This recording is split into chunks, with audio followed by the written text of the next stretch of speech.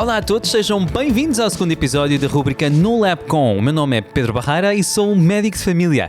Juntamente comigo tenho a doutora Marta Amorim, médica de genética médica, e o meu irmão gêmeo, João Vasco Barreira, médico de oncologia médica. Hoje estamos a falar especificamente sobre cancro da próstata. Estamos em novembro, o mês de prevenção do cancro da próstata, Movember, um mês que nós devemos dedicar a esta patologia, não só porque, rapazes e senhores, é necessário durante todo o ano, mas à semelhança do que fizemos no cancro da mama, vamos dar foco e falar sobre prevenção, métodos de diagnóstico e também sobre cura, porque é de cura que todos nós queremos. Sejam bem-vindos, Marta e João. Muito obrigado. Que grande introdução.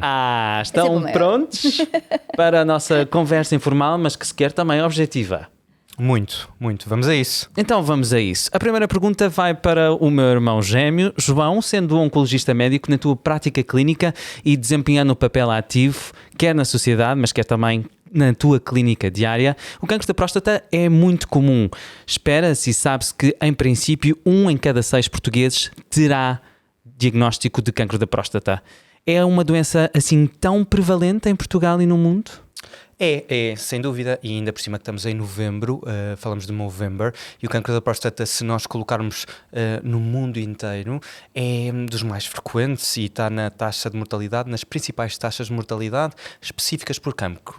Se nós formos dissecar e ver o nosso país, Portugal é sem dúvida dos mais prevalentes, ou seja, aqueles que existem mais, e tu próprio acabaste de dizer, espera-se que mais ou menos 1 em cada 6 portugueses venha a desenvolver esta doença, tenha um diagnóstico de cancro da próstata, e ele, a seguir ao cancro coloretal e a seguir ao cancro do pulmão, é a terceira causa cancro específica no homem de mortalidade, ou seja, é um cancro muito importante nestas estatísticas, digamos assim, e não nos podemos esquecer que afeta o homem, mas afeta a família, ou seja, é um cancro que tem muita problemática na envolvência e muitas destas situações acabam por não ser faladas. Nós conseguimos cada vez mais que seja falado, até por episódios como este, e falarmos sobre o Movember e a saúde do homem, mas às vezes os homens se escondem e não querem falar do que é que aconteceu com eles, com o amigo, com o tio, com o primo, e é importante colocar este assunto em cima da mesa, no centro da questão, porque o cancro da próstata é prevalente e há que falar abertamente sobre ele. Até porque tem uma grande percentagem de cura. Marta, a primeira pergunta que te vou fazer tem a ver com os marcadores de rastreio do cancro da próstata. Fala-nos um pouco sobre o que é o PSA e como na tua prática clínica, pode ser essencial a cinética, o movimento deste PSA. A detecção precoce é sempre uma das ferramentas mais importantes. E nós, dentro da detecção precoce, temos que decidir a quem é que vamos fazer este rastreio, não é? Sim. Como é que vamos fazer este rastreio? Sabemos que o cancro da próstata, como vocês também disseram, é super prevalente. Está muito associado à idade. Claro. É cada vez mais prevalente, sobretudo a partir dos 65 anos. Começamos a ver casos mais jovens, mas é efetivamente a partir dos 65 anos que este risco aumenta muito. E, portanto, está indicado nesta população fazer uma vigilância por PSA. É um marcador, e como os marcadores, como já falámos no mês da mama, os marcadores são importantes, mas são inespecíficos. E por vezes falíveis, no sentido de pode haver alguma alteração orgânica comumente associada. Sim, e portanto é pouco sensível e é pouco específico. Há outras situações, como tu estavas a dizer, inflamações que podem efetivamente elevar o PSA e, portanto, um PSA elevado não é obrigatoriamente um diagnóstico de cancro, mas é uma ferramenta importante. Assim como o toque retal, que não é muito simpático, mas é de facto muito importante. A próstata é aquele órgãozinho pequenino, é um órgãozinho muito pequenino, parece uma noz, Sim, que está a rodear a uretra, está por baixo da bexiga e está à frente do intestino. Portanto, efetivamente, logo ali à frente do reto, é possível, através do toque retal, tocar na próstata e perceber se a consistência é normal, se não é normal. Portanto, esta associação do PSA com o toque retal são, efetivamente, os exames que nós usamos aos dias de hoje para fazer a vigilância e para fazer uma detecção precoce. A genética... Não podia deixar de falar de genética, não é? Óbvio. Está-nos a trazer uma série de ferramentas, que é usando a biópsia líquida. A biópsia líquida é efetivamente testar um fluido e olharmos para biomarcadores. Habitualmente o fluido que usamos é o sangue e os biomarcadores que temos falado cada vez mais é o DNA livre em circulação. Certo. Mas existem outros. No caso da próstata, efetivamente analisar a urina e analisar alguns genes que possam estar na urina podem ser efetivamente proveitosos. E há testes no mercado para isso.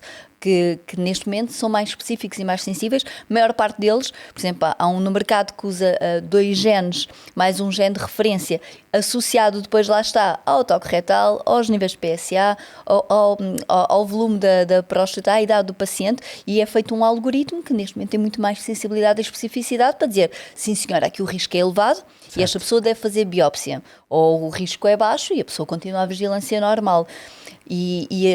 Há um grande investimento nisso, em fazer mais biópsias que permitam o diagnóstico precoce por exames não invasivos, não é? A biópsia líquida é um exame não invasivo, é um teste na urina. É isso que nós queremos, não é? Detectar precocemente para que depois a cura e os efeitos laterais sejam minorados. Atenção, rapazes, quando nós falamos, rapazes e senhores, vamos pôr isto tudo no mesmo saco. Quando falamos em toque retal, há que fazê-lo. Não há propriamente uma idade a partir da qual devemos começar a fazer, independentemente das queixas, mas chegamos ali por volta dos 40 e acreditem, eu já lá quase estou, já quase bato lá, mesmo com estes cabelos pintados. Portanto, todos nós vamos acabar por ter que fazer e vamos ter que fazer porque em saúde nada compromete. Seja o exame físico, seja também o medo de uma agulha de tirar sangue. A próxima pergunta que vos vou fazer, e é para os dois, mas o João pode começar e depois a Marta desenvolver um bocadinho mais, se quiserem, obviamente. Quais são os fatores de risco principais para ter ou desenvolver potencialmente cancro da próstata? Então vamos a isso, Dr. Pedro. Fatores de risco, importantíssimo para os senhores lá em casa. A idade, a Marta já o falou, a idade é aquele fator de risco que nós não conseguimos mudar. À medida que vamos ficando cada vez mais velhos, o risco aumenta a partir dos 50, mas principalmente ali a nível dos 65 anos.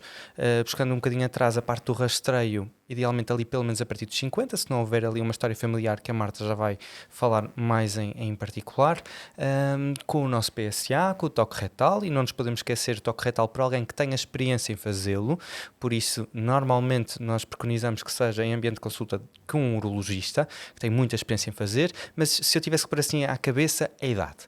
Depois a raça, se nós falarmos de afrodescendentes, eles têm uma probabilidade maior de ter uma doença mais agressiva e talvez mais precoce, por isso estar de olho nesta subpopulação, neste grupo em específico. Depois temos outros fatores de risco que nós não podemos descurar. A nossa nutrição, o sedentarismo, a obesidade, dislipidemia, o colesterol, todo este cocktail de doenças metabólicas que são um fator de risco major para aumentar o risco de cancro da próstata. Por isso lá em casa mexam-se, uma nutrição adequada, saiam do sofá, é super importante. Estão a reduzir o risco de terem cancro da próstata. Falo de cancro da próstata e todos os demais, mas hoje falamos de cancro da próstata, por isso sem dúvida que é um cancro muito prevalente e que tem este impacto neste conjunto de fatores. E se tivesse que destacar também é a hereditariedade. E falamos aqui de uns genes que estão muito frequentes aqui, que nós, enquanto oncologistas, também já gostamos muito de os ter à partida para ver se conseguimos usar para determinado tipo de armas terapêuticas. E isso é um fator de risco que não podemos negar. E falaste em genética e temos de ter a nossa volto médica eu. de genética médica, portanto precisamos de ti, Marta. É verdade, a genética é super importante. Aos dias de hoje até se pensa que até cerca de 60% do cancro da próstata pode ter heritabilidade, ou seja, haver aqui qualquer coisa que passa. Mas haver doença monogénica, ou seja, um gene que aumenta a predisposição para câncer de mama, só cerca de 6 a 10%. Portanto, uma em cada 10 pessoas, mais ou menos, que tem câncer de próstata, pode efetivamente ter um gene já alterado, que já herdou do pai, já herdou da mãe, e pode transmitir à descendência. E, portanto, identificar isto é super importante. Muito. Para fazermos a correta avaliação e o correto seguimento dessa pessoa e depois podermos avaliar outros familiares. E como é que isto se processa? Quando é que nós devemos suspeitar?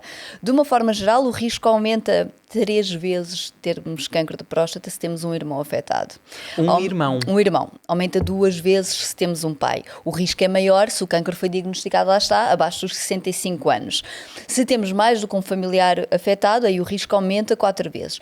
E começamos a pensar, espera aí, mais do que um familiar afetado. Se temos cânceres em idades jovens, se temos efetivamente cânceres agressivos, o câncer ser agressivo, um câncer da próstata metastático, um câncer da próstata que se comporta efetivamente de uma forma agressiva, é uma grande suspeita de fator genético. O câncer normalmente é indolente. Dissemos muito bem no início, é um câncer muito prevalente, mas em termos não é, nas posições, da prevalência está mais elevado do que na mortalidade. À volta por de, ser aquele cancro, como estavas a dizer. à volta de 12% dos homens vão desenvolver cancro de próstata, mas só cerca de 2% é que vão morrer de cancro de próstata. Portanto, a mortalidade de facto é inferior. Quando nós temos um cancro muito agressivo, temos que pensar na genética. E há aqui 3 grandes coisas na genética. Okay. Uma é a predisposição associada ao cancro de mama e ovário, portanto os genes BRCA1, BRCA2 e depois o PALB2, SEC2, o ATM, que dão predisposição para cancro de mama e ovário, também podem dar predisposição para cancro da próstata no homem. Okay. Depois temos os genes associados à síndrome de Lynch.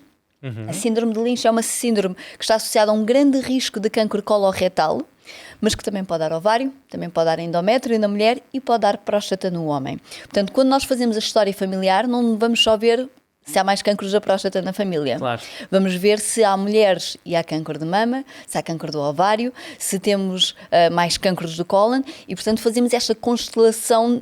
Na história familiar temos que nos preocupar não só com os cancros de próstata, se há outros tipos de cancro, em que idade é que foram, se as pessoas morreram do cancro, que tipo de cancros é que eram. E o parentesco entre eles. Exatamente, convém ser sempre do mesmo lado da família. E vermos esta proporção, não é? De, ok, não temos cancros de próstata, mas se calhar não temos muitos homens. Não temos cancros de mulher, mas não temos muitas mulheres. Portanto, temos que avaliar isso também. Faz todo sentido o que estás a dizer. E depois temos um gene que está muito associado à predisposição familiar para cancro de próstata só, que é o oxibioterose.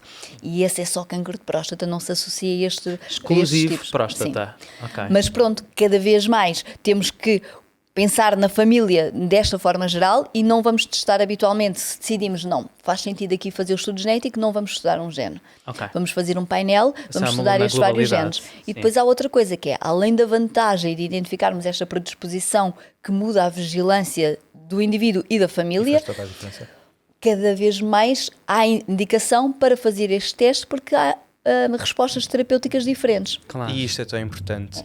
Nós usarmos estes nomes que parecem nomes chineses, nós estamos a usá-los em Portugal e no resto do mundo, usamos efetivamente e mudamos aqui o contorno daquilo que podemos e não podemos fazer, se a pessoa tem mutação, não tem mutação, tem instabilidade, se está relacionado com o síndrome de Lynch, tudo isto que a Marta acabou de dizer é muito importante para nós. E não é só as alterações na peça, é as alterações, portanto, nós podemos ver alterações genéticas que estão a acontecer só no tumor, ou podemos ver estas que dão a predisposição familiar para cancro, que estão presentes em todas as células.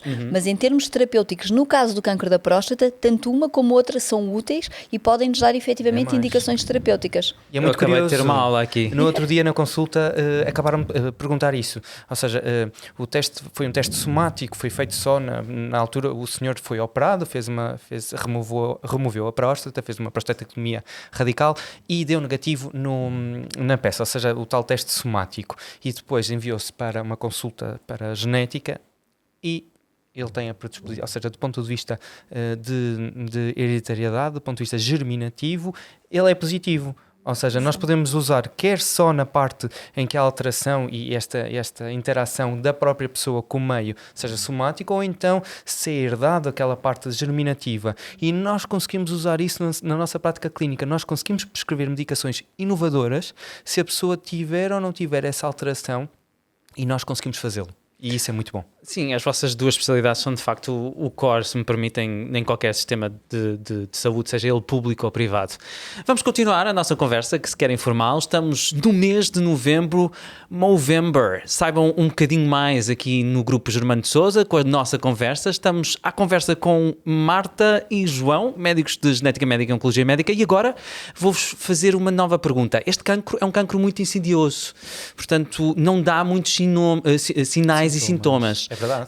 Nomes como, eu agora vou lançar, hematospermia, que é sangue no esperma, uma infecção urinária recorrente, uma dor ao nível da pelvis, pode acontecer. Mas que mais sinais e sintomas eu posso ter, neste caso, num cancro de próstata? Olha, há cerca de mais ou menos 3-4 semanas, eu recebi um caso muito sui generis. Que era um senhor que era seguido por um colega nosso de urologia e que o sintoma que ele tinha era sintomas urinários baixos, ou seja, aqueles lutos, que era o jato mais enfraquecido, ia muitas vezes à casa de banho. Ele foi ao Google, como a maior parte dos senhores, não foi ao seu médico de família, não foi ao seu urologista e pesquisou, ok, isto está tudo bem, isto deve ser qualquer coisa da próstata mais aumentada, ou seja, uma hiperplasia benigna da próstata, eu não vou ao médico. E ficou assim durante 4 anos. Lá se decidiu ir ao médico porque os sintomas, este jato cada vez mais diminuído, cada vez mais aquela urgência miccional de ter que ir à casa de banho e acabar por não urinar, e acabou por ter um desconforto. E esse foi o sinal e o sintoma que o levou a ir ao médico de família, que depois enviou ao seu urologista e que acabou acaba por ser um dominó, porque infelizmente era uma doença já um bocadinho avançada, já não estávamos a falar com o intuito apenas local, mas um bocadinho localmente avançada e já ali com umas lesões mais afastadas, e neste caso em concreto foram estes sintomas que se foram arrastando durante mais ou menos 4 anos. Ou seja, se eu tivesse que descortinar, ele é insidioso, ou seja, a maior parte são sintomas inespecíficos. É quase aqui como o ovário, são aqueles sintomas inespecíficos, mas que se forem persistentes, por favor, procurem ajuda no vosso médico de família ou no urologista. Esses sintomas urinários inespecíficos, aquelas infecções recorrentes que não passam. É pensar na próstata, não é aquele gargalozinho à volta da uretra, lá atrás, não é? A uretra começa lá atrás. Bem, lá atrás, sim. E de facto a próstata está ali como um gargalozinho. A partir de determinada idade, nos homens começa a haver hiperplasia benigna da próstata, ou seja, ela começa a aumentar de tamanho. Hiperplasia, aumento do tamanho, e portanto, se temos aquilo ali a crescer à volta da uretra, é normal que comecem a haver sintomas de dificuldade a urinar, dificuldade em iniciar a micção, a dificuldade às vezes em parar, ter este jato intermitente, ter mais urgência, ir mais vezes durante a noite. Portanto, isto são sintomas habitualmente de hiperplasia benigna da próstata, mas que se confundem com os sintomas do cancro, porque também é um aumento de tamanho. É muito comum. Nem sempre, nem nunca. Portanto, as pessoas, efetivamente, os homens devem estar atentos a isto. Havendo este tipo de sintomas, na dúvida, é sempre preferível ir fazer um check-up e perceber, ok, isto é só uma hiperplasia benigna da próstata ou já se passa aqui mais alguma coisa. Portanto, não desvalorizar nunca e fazer efetivamente a vigilância. E pegando naquilo que tu disseste, não desvalorizei, vim à Germano de Sousa, fiz o meu PSA, voltei à consulta e o meu médico pediu-me um PSA livre e para eu fazer novamente um PSA total. Marta, ajuda-me. O que é isto? Meu Deus, isto aqui, Pedro, sim senhoras, parece que estamos aqui numa aula de bioquímica. Ora, como a Marta estava a dizer, e tu muito bem, há diagnóstico diferencial, ou seja, não é por ter um PSA aumentado que vai ter cancro da próstata, foi aquilo que nós já falamos relativamente ao cancro da mama também. Este PSA é muito importante e faz parte do rastreio, claro que tem que ser individual, vemos as características todas do homem. Até porque ele não está balizado em Portugal a partir de uma certa exatamente, idade. ou seja, tem que ser Portugal discutido com o médico assistente, com o médico de família, com o urologista e fazer anualmente, vendo aqui quais os fatores de risco que tem, se faz sentido, se não faz sentido, mas eu, enquanto oncologista e indivíduo inserido na sociedade civil, eu preconizo que todos os homens a partir de pelo menos 40 anos devem ir ao seu médico de família e devem fazer esta vigilância, este rastreio com o PSA. Nós temos o PSA total e depois temos o PSA livre.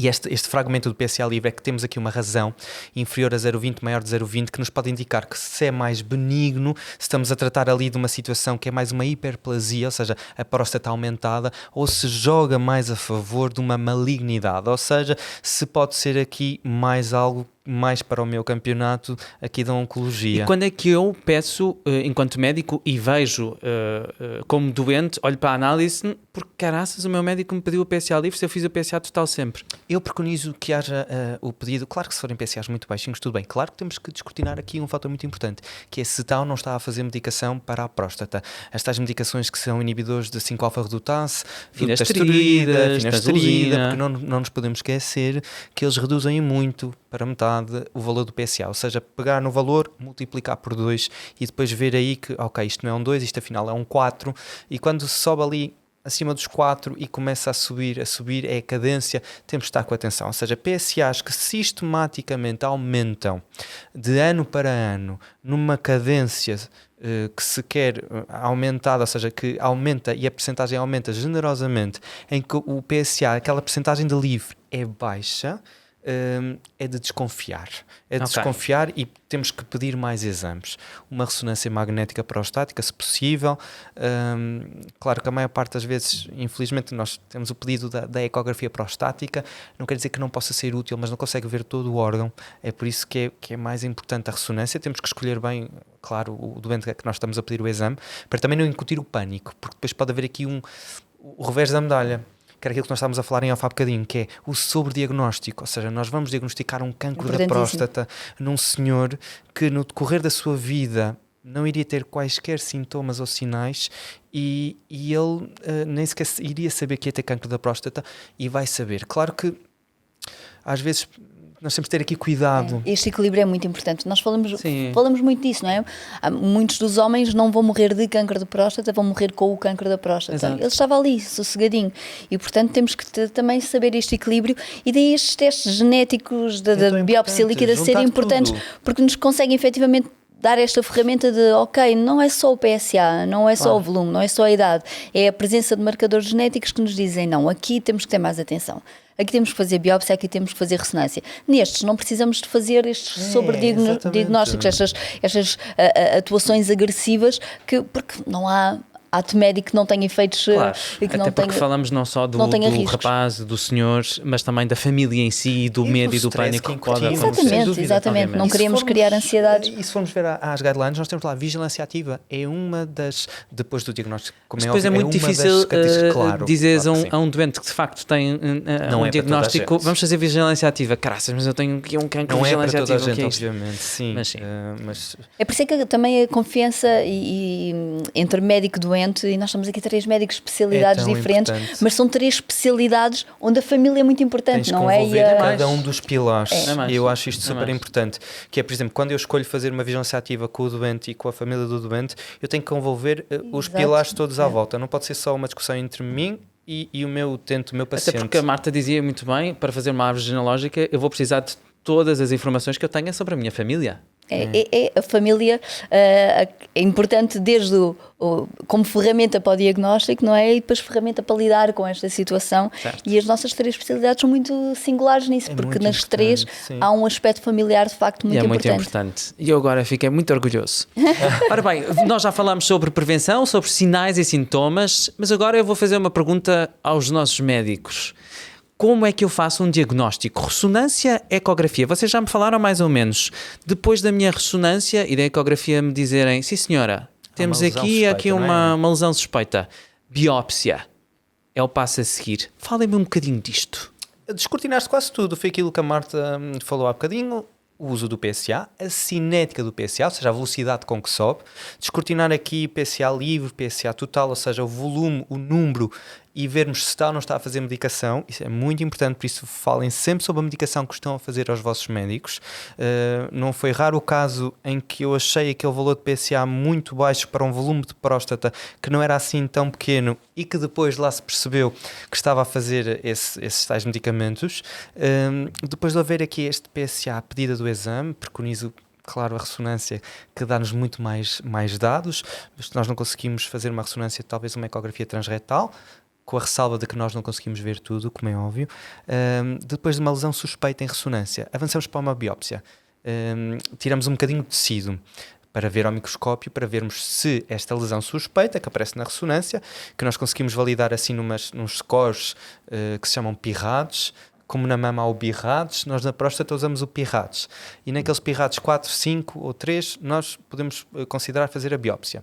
E agora já existem umas biópsias de fusão, que são nada mais nada menos que assim umas biópsias mais certeiras àquelas lesões que nós queremos mesmo tirar para ver ao microscópio.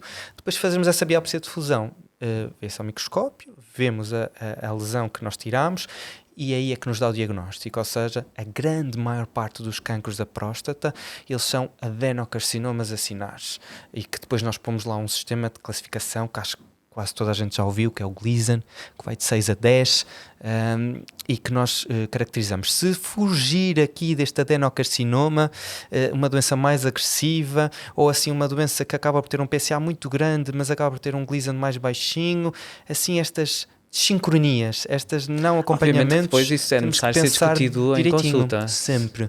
Mas passa por aqui, ou seja, depois da biópsia e verificar se precisamos de fazer mais exames.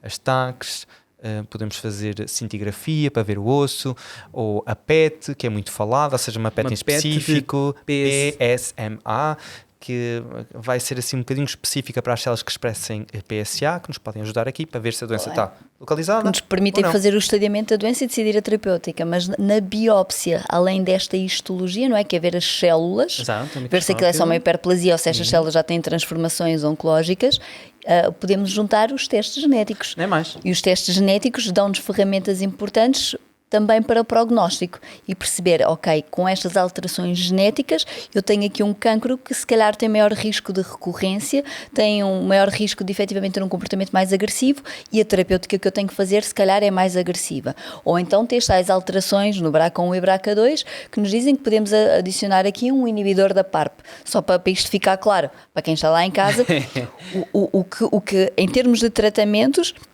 quando há alterações nestes genes, estes genes permitem a reparação do DNA em dupla cadeia.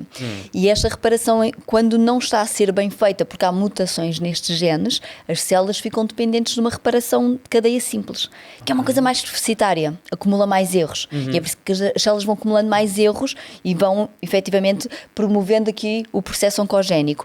O inibidor da PARP inibe também esta reparação de cadeia simples. Portanto, uma célula que já tinha uma mutação, BRCA1 ou BRCA2, que não consegue fazer reparação de uma maneira, e nós damos um fármaco que inibe a outra forma de reparação, ela deixa de ter forma de se reparar e morre. Portanto, são fármacos que permitem uma morte letal das células e este é o interesse da genética, é percebermos exatamente o que é que está a acontecer. Atingir na doença. Que é para, ok, vamos lá ao sítio certo. Exato. Vamos lá ao sítio certo. E isto que a Marta disse é tão importante, ou seja, nós usarmos fazemos a personalização da doença, ou seja, caracterizarmos a doença logo num estado inicial, para que depois, se por algum motivo, alguma razão, a doença depois acaba por ter em estádios mais avançados, nós já conseguimos perceber que tipo de medicação é que fazemos. Mas para que num estádio inicial, em que nós estamos a curar a doença, seja por cirurgia, radioterapia, ou às vezes vigilância ativa, discutir doente a doente, claro que depende das características, mas nós já sabemos como é que é a doença daquela pessoa. Fala-se muito da medicina personalizada. Não é mais. E a medicina personalizada é efetivamente uma medicina baseada na genética. E nós falamos de detecção precoce e falamos nesta atuação precoce. Quanto mais certeiros, não é? Mais personalizado for este tratamento, Sim. maior é a probabilidade de sermos eficazes e de causarmos menos efeitos adversos, não é? De causarmos lesões por tratamentos que não precisávamos fazer. Cirurgia é uma cirurgia, radioterapia não deixa de ser radioterapia, por mais avançadas que as técnicas sejam, e nós estamos a assistir cada vez a cirurgias robóticas, a técnicas cada vez mais avançadas de radioterapia, VMAT, MRT, conjugação de técnicas, mas não deixa de ter potenciais toxicidades. Por isso, ora bem, eu vou pegar naquilo que vocês me disseram, vou embrulhar e vou fazer uma espécie de súmula. Portanto, eu tenho um diagnóstico de cancro da próstata, eu posso ser submetido a uma cirurgia, a radioterapia, a uma vigilância ativa, wait and see. Ora bem, o pós, eu fui operado. Certo. Eu vou ficar com incontinência urinária, vou ficar com disfunção sexual, eu vou ter vergonha de usar um penso, o meu médico não me explicou muito, eu também não fiz muitas perguntas, tenho vergonha. Quais são as principais consequências de uma operação ou de uma radioterapia longa no tempo? Sabes que esse era um dos tópicos pelos quais não era muito falado o cancro da próstata, era o medo das toxicidades das terapêuticas, quer seja cirúrgicas ou de radioterapia, porque eles ouviam falar que um vizinho, um tio, um familiar foi operado e não ficou bem, deixou de ter vida sexual ativa, ou ficou com uma incontinência urinária que acabou por ser muito debilitado, acabou por tornar essa pessoa muito debilitada, ou seja, potencialmente todas estas armas terapêuticas, a cirurgia, a radioterapia, pode levar a uma incontinência urinária ou uma disfunção sexual. E, portanto, o estado pré-tratamento do senhor também vai ser muito importante. Controlar a obesidade, controlar a diabetes, uma pessoa ativa, vai ter, ou seja, uma pré-reabilitação vai ser muito importante. Claro. Porque no pós-cirurgia, no pós-radioterapia, a recuperação é maior, é mais rápida. Ou seja, claro que vai depender, e isto vai depender da técnica, a cirurgia, a prostatectomia radical, que neste momento se pode fazer ou por via aberta, aquele corte clássico, ou por furinhos, que nós dizemos laparoscópico, ou então por robótica, que a grande maior parte agora, e cá em Portugal começamos a avançar para quase todos os centros cá em Portugal fazerem robótica. Nem todos os senhores a podem fazer, mas acaba por ter qual é a vantagem? Isso que tu disseste, uma recuperação do pós-operatório mais rápida e esses tais déficits urinários ou da vida sexual acabam por ficar menos afetados. Há reabilitação que pode e deve ser feita e não pode haver vergonha de falar disto abertamente com os seus médicos para que se possa fazer uma reabilitação precoce, quer da parte urinária, quer da parte da vida sexual. Muitas das vezes referenciaram uma consulta de oncossexologia para envolver não não só o doente, mas o parceiro ou a parceira. Pode haver novas zonas erógenas, pode haver novos comportamentos que podem ser utilizados. É preciso falar abertamente sobre isto. Claro. E nós temos cada vez mais profissionais habilitados para isso. É um processo, e este processo acaba por perceber o que é que funciona e não funciona para a pessoa em questão. E claro que todas as opções terapêuticas podem ter perigos, mas é falar abertamente, porque na grande maioria das pessoas há solução. E quando nas minhas consultas muitas vezes acontece de querermos fazer árvore familiar. Sim. E as pessoas não saberem exatamente que cancro. Há aquela ideia que o tio já teve cancro, mas as pessoas não falaram abertamente, e é tão importante. Lá está, é muito importante. Acho que ele morreu de alguma coisa, não falavam, não é? Ainda é muito este estigma de Sim. não falar do cancro, e um cancro que afeta a masculinidade, não é? É um cancro difícil de falar, as pessoas ainda têm este receio, mas falar disto pode efetivamente levar à prevenção de cancros em estadios avançados, em estadios que não se podem ser tratados, em familiares. E, portanto, falem. É tão importante que a Marta está a dizer. Não tenham vergonha. Para lutar na sua própria situação e para poder defender familiares Spread the de word. doença. Sim. Quebrar o bro code e falar com toda a gente, seja ele homem ou mulher. Nós estamos quase a acabar, o tempo urge e é rápido falar com estes meus dois colegas, mas tempo para falar sobre a família, porque é de Movember que falamos e da prevenção do cancro da próstata. Na minha família tivemos um caso de diagnóstico de cancro da próstata, o nosso pai. Lembro perfeitamente o dia em que o meu irmão me contou sobre o diagnóstico. Eu não vivia em Portugal, aliás o meu irmão até me escondeu durante algum tempo. Eu estava quase a regressar a Portugal e só em Portugal é que eu soube. Correu tudo bem, graças à ciência, e se acreditarem em Deus ou noutra fé também a podem juntar. Mas João e Marta, agora uma pergunta para despedir, até porque eu estou a ficar assim um bocadinho emocionado. É importante falarmos. O cancro da próstata acontece e cada vez mais em idades mais jovens. O que é que vocês diziam aos vossos amigos, aos vossos namorados e namoradas, aos vossos primos, à família? O que é que vocês diziam? Olha, eu diria, falar abertamente sobre o assunto, ir ao médico de família, mesmo que não tenham quaisquer sintomas ou sinais, falem abertamente sobre aquilo que aconteceu na vossa família e o próprio organismo, as alterações que podem ter, e se tiverem mais de 40, ou pelo menos 40, ou 50 ou mais, falar abertamente sobre a realização do PSA, porque não se esqueçam, a doença afeta a pessoa em si, não só física, mas psiquicamente. Tem uma envolvência na saúde mental muito grande por tudo aquilo que nós já dissemos agora. Pela doença orgânica, ou seja, pelo facto de poder ficar sem um órgão ou não, das consequências que daí advém, da parte da questão urinária, da parte da disfunção sexual, e quase por perder ali a masculinidade. Por isso, falem abertamente, porque ao falar podem salvar vidas. E isso eu acho que é o código do Movember. Falar abertamente salva vidas. E salva a vida dos seus, não é? Nem mais. E portanto é super importante falar e não esquecer que não é só o cancro da próstata.